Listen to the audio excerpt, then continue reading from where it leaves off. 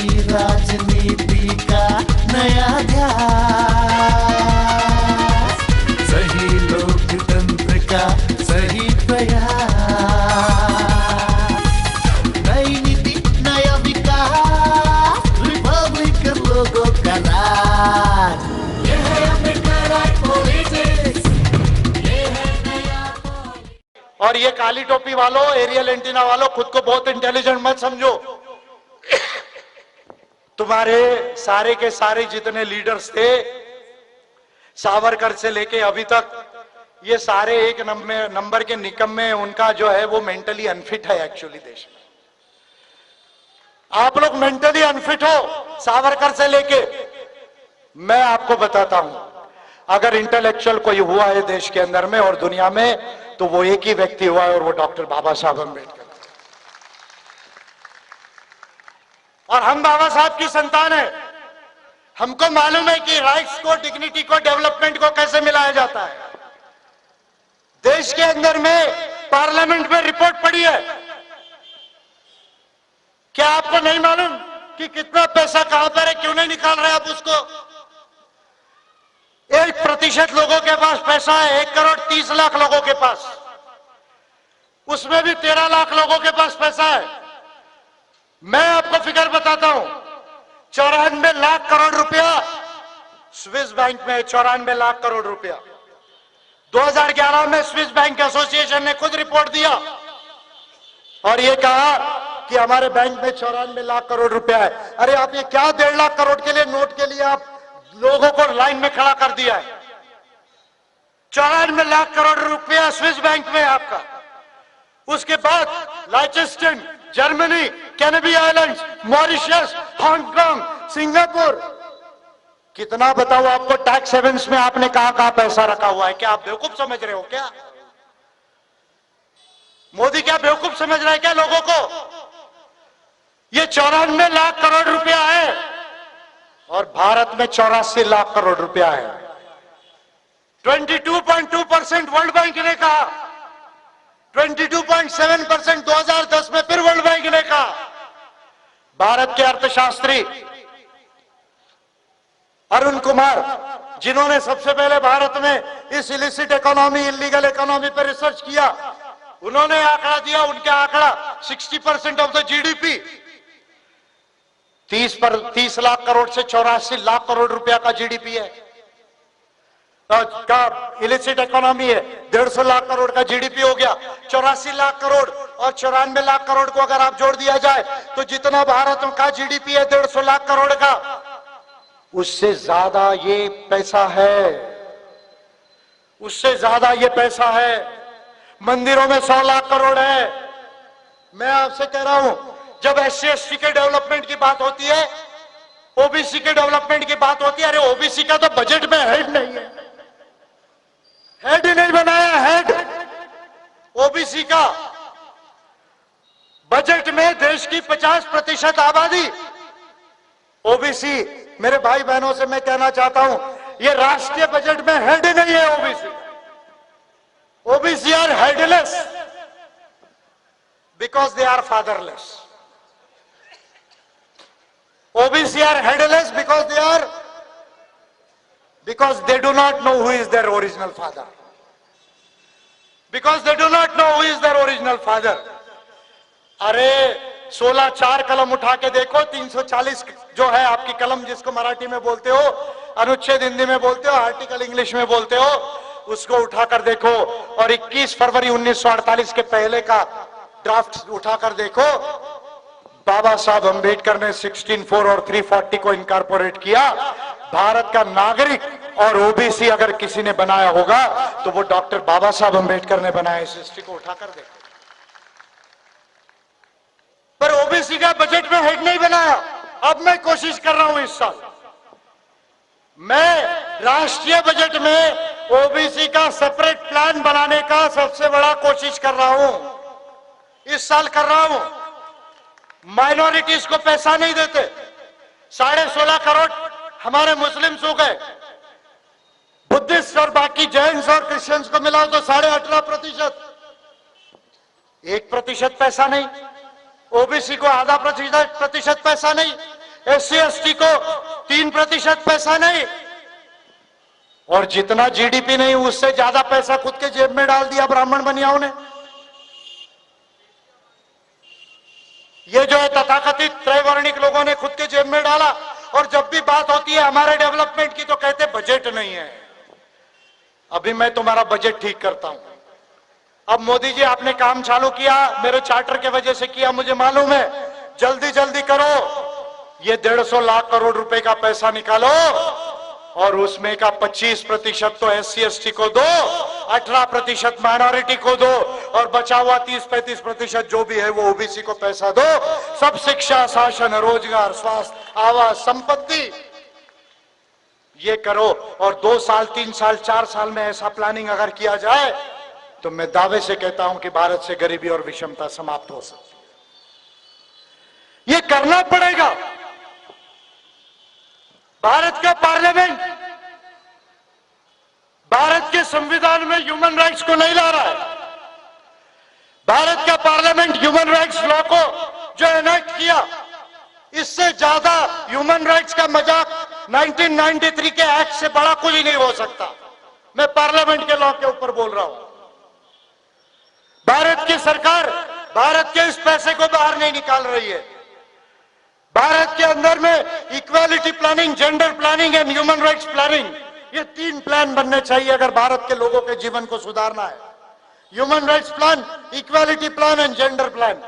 ये प्लान को बनाने के लिए देश की सरकार तैयार नहीं है, और बड़े दुख से कहना पड़ रहा है, रिस्पेक्ट के साथ, कि हमारी जुडिशरी जब इंटरप्रिटेशन करती है तो 2 जजेस कभी कुछ और कहते हैं और 5 जजेस कुछ और कहते हैं, बाद में 3 जजेस और कुछ और कहते हैं। यदा यदा हि धर्मस्य ग्लानिर्भवति भारत।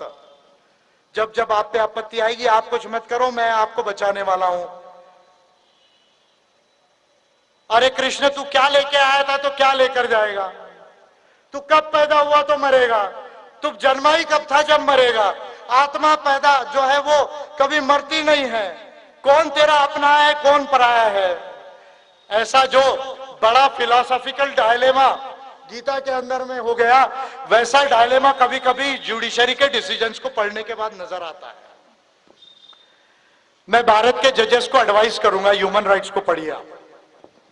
मैं एडवाइस कर रहा हूं जजेस को, और आप ये मत बोलिए कि हमको संविधान ज्यादा अच्छा समझता है। कृपया करके विनंती करके बोल रहा हूं जजेस लोगों को, जजेस लोग, मेरी रिस्पेक्ट से विनंती है कि आप ह्यूमन राइट्स को पढ़िए, और कॉन्स्टिट्यूशन को तो आपने बहुत पढ़ा है, ह्यूमन राइट्स को भी पढ़िए, और फिर ऑर्डर लिखिए। आपके ऑर्डर सुधर जाएंगे। और ये जो है आपको जो है बार बार ये जो इंटरप्रिटेशन, मिस इंटरप्रिटेशन होता है, ये करने की इतनी जरूरत नहीं रही। तो साथियों, बाबा साहब अंबेडकर ने हमें कॉन्स्टिट्यूशन दिया। बाबा साहब अंबेडकर उसमें ह्यूमन राइट्स लाना चाहते थे, सिर्फ ये वर्डिंग उसमें एब्सेंट था। अब भारत के अंदर में किस तरह के परिवर्तन की जरूरत है? यह कार्यक्रम कोई स्पीच का कार्यक्रम नहीं है, यह केवल कोई सेलिब्रेशन का कार्यक्रम नहीं है। यह भारत में अधिकार, गरिमा और डेवलपमेंट का कार्यक्रम और आंदोलन है। दुनिया में एक्चुअल जो भी आंदोलन होता है, वो आंदोलन 3 ही चीजों के लिए होता है। एक होता है राइट्स के लिए, अधिकारों के लिए, दूसरा होता है डिग्निटी यानी गरिमा के लिए, और तीसरा होता है डेवलपमेंट के लिए, सर्वांगीण विकास के लिए। आंदोलन की फिलॉसफी कुछ हो सकती है, आंदोलन की टर्मिनोलॉजी कुछ हो सकती है, लेकिन आम्बेडकरिज्म से हमने यही सीखा है कि आंदोलन 3 ही चीजों के लिए होता है, राइट्स, डिग्निटी एंड डेवलपमेंट। और ये तीनों चीजें कॉन्स्टिट्यूशन और इंटरनेशनल लॉ से गारंटीड होती है। अभी भारत में किस तरह के बदलाव लाने की जरूरत है, भारत में क्या करने की जरूरत है, और ये बात को मैं समझता हूं कि सभी भारतीयों को समझना होगा। जो पॉलिटिकल पार्टीज या जो संस्थाएं आज कॉन्स्टिट्यूशन डे पर इस बात को नहीं बोल रही है, मैं समझता हूं कि उनको कॉन्स्टिट्यूशन जाके फिर से रीरीड करने की जरूरत है। उनको ह्यूमन राइट्स फिर से जाके रीरीड करने की जरूरत है। भारत में ये जो विषमता है, ये जो डिस्क्रिमिनेशन है, भारत की अगर कोई रियलिटी है तो वो एक ही रियलिटी है। क्या रियलिटी है? कि Indian society is ridden with caste and discrimination. Indian society is ridden with caste and discrimination. Bharat का समाज ये जाति और भेदभाव से ग्रसित है, और अगर इस डिस्क्रिमिनेशन को समाप्त करना है और first generation, second generation, third generation fundamental rights, जिन्होंने राइट्स की फिलॉसफी को पढ़ा है, राइट्स के डेवलपमेंट को पढ़ा है, वो लोग इस बात को जानते हैं। Natural rights, birth rights, fundamental rights, human rights. Again repeating, natural rights, birth rights, fundamental rights, human rights. This is the development of rights. Magna carta के पहले, 2015 के पहले, जून 2015 के पहले, जब मैग्ना कार्टा आया ब्रिटेन में, उसके बाद जो राइट्स की थ्योरी आई, ऐसा माना गया कि बर्थ राइट होने चाहिए, नेचुरल राइट होने चाहिए। उसके बाद जब नेशन स्टेट्स बने, कॉन्स्टिट्यूशन बने, तो नागरिकों को अधिकार होने चाहिए, सिविल एंड पॉलिटिकल राइट्स होने चाहिए, और वो अधिकार वो अपने स्टेट के अगेंस्ट में क्लेम कर सकते। ये थ्योरी आई, कॉन्स्टिट्यूशन में सेटल हुआ। 1948 के बाद, 1966 के बाद international bill of human rights 1966 में जब पूरे दुनिया ने अडॉप्ट किया, उसके बाद तीसरा डेवलपमेंट हुआ राइट्स के एरा में, ह्यूमन राइट्स। फंडामेंटल राइट केवल नागरिकों को अवेलेबल होते हैं, लोगों को नहीं होते। एक फॉरेन का नागरिक अगर भारत में आए, उसको फंडामेंटल राइट अवेलेबल नहीं है।